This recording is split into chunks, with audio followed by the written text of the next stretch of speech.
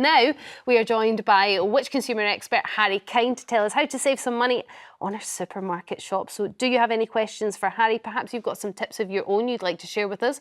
We are all ears. 0207 862 2222 and we'll speak to you in just a moment.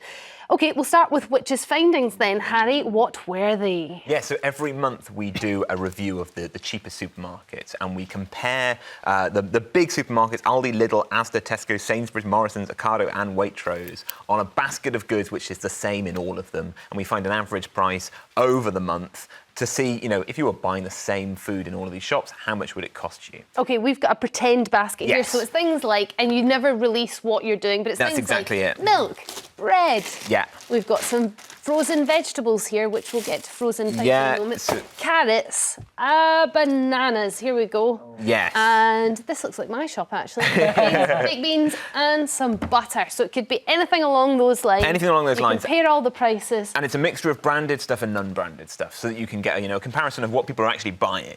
And what we found is, surprise, surprise, and this has been the case for, I think, the last 12 months pretty much now, that Aldi was the cheapest. So the cheapest supermarket, that basket of 69 items, £121.56, which beats Lidl, which was £3.32 more. And this is your basket, not our basket, because that would be quite a lot for just the small amount of things we have on this table here. Bobby, does that surprise you?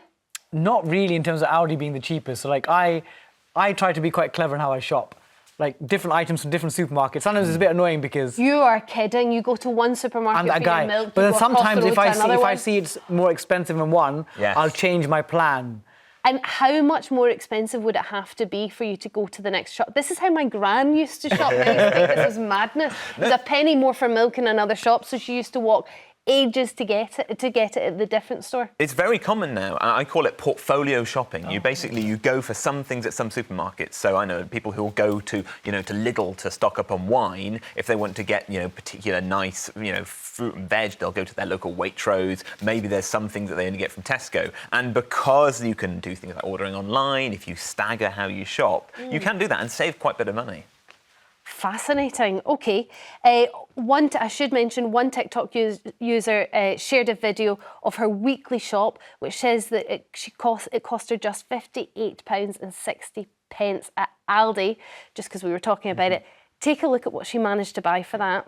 I've just spent £58.60 on our weekly shop in Aldi. We're a family of 3 and a dog, and I wanted you to let me know whether or not you think what I've bought is worth the price. So starting off, I picked up these new, sauces, caramelised onion mayo, peri-peri mayo and roasted garlic mayo. These were 89p each. Fruits and vegetables, we've got celery, broccoli, carrots. We've got cucumber, little mini apples for Ivy. The strawberries have been reduced. They've now gone down to 85p, so we've got 2 packs of them because Ivy likes them. Unbelievable. I mean, we didn't manage to get through all of it, but you just saw the mass sitting at that table there. I've never managed to get that, but I am a brand's dream, because if I don't recognise the brand, I may not get it, and we'll get to that maybe a little bit later.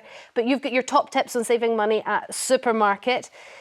My first question, is it best to avoid the high-end supermarkets and go for the more value supermarkets always? I don't think always. So in this cheapest supermarket ranking, Waitrose is always the most expensive, and in this case it was £158, so that's £36 more, 30% more. Now, actually, for a lot of people, they go 30%. Well, actually, if I can go and have a nice experience in Waitrose and there's particular stuff I like, that's worth the deal. Or if you are very picky and you choose things on deal, it could well be pretty affordable to shop in Waitrose for that kind of stuff. And you will see on TikTok people bragging about Marks & Spencer having fantastic, real cheap deals on their essentials, which they really like. And so I think people are pretty savvy on this, but if you become reliant on, I'm going to go to a Waitrose every day, it's likely to cost you more.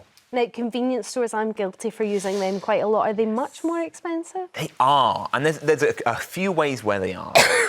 You've got the fact that if you go into a convenience store, you are going to see a bag of carrots, probably about that size, maybe like a 500-gram bag of carrots. You go into your big Tesco Extra, your massive Sainsbury's, you can buy 2 kilos of carrots. It's going to save you a lot of money. You can also get your budget ranges as well, so you can get the value ranges in the big supermarkets. You can't get that in the convenience. But even if you have identical products, the exact same 4-pinter of milk, you'll find it's often 10p more expensive in a convenience store compared to the big supermarket. So it really is worth avoiding. Harry, that is not the news that I wanted to hear. OK, loyalty cards. This is something we talk about quite a lot. Are they worth it?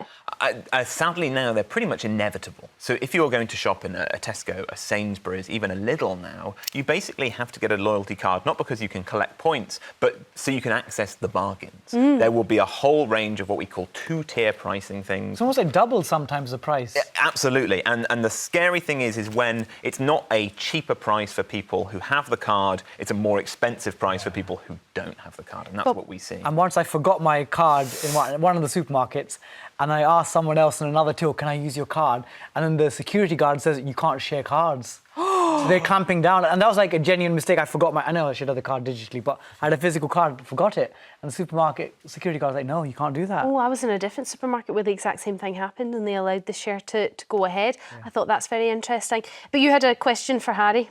Yeah, so it's about trying to get my balance right, because I like to shop around. Sure. Like, even if it's to save like 10p on a pack of 10 eggs, genuinely, I'll go to Iceland rather than Lidl. Yeah. How much is it like, should I just pay up and go, it's convenient, it's time? Because like, am I just wasting my life like going to like, Sainsbury's, Aldi? I do that, but am I like turning into a granddad before I should be? I think the thing is, Bobby, you're enjoying it. That's the problem. You're enjoying that comparison. You like going around doing and if that's what you want to spend your time doing, you should spend your time doing that. I think if you can get it into basically an automated way. So some of these things you can buy on subscription, you can get them delivered, and then you just don't have to think about it. Or if you can go, right, I have my shopping list, which is my Iceland shopping list, and I have my Lidl shopping list. That way, you do them every other week, for example, and that is probably the most efficient way of doing it. Or get an online order in place. Yeah, and I've been reluctant to get online because I want to like go out into the shops, walk a bit. Yeah, because you want to see the deals. Yeah. I'm worried about the stitching on your wallet because if you have a loyalty card for all of these supermarkets, you must be like carrying around a deck of 52 in there. I've got a separate wallet for shopping.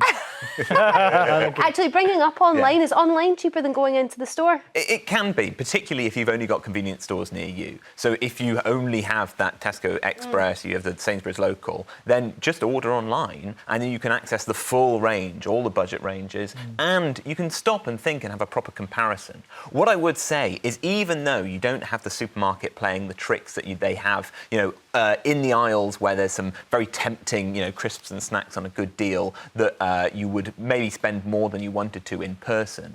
Those tricks do actually exist online. We found examples of people trying to find, for example, strawberries online. So they're shopping for strawberries, they search for strawberries, they get the strawberries, but also on the same search is cream, and that comes up. They've not searched for cream, but the supermarket's pushing them towards that, pushing them towards gin and tonic And together. I always like when you do the online chat and it goes, have you forgotten? I mean, 9 times out of 10 I have, but also sometimes I haven't and I just want, and that's very different.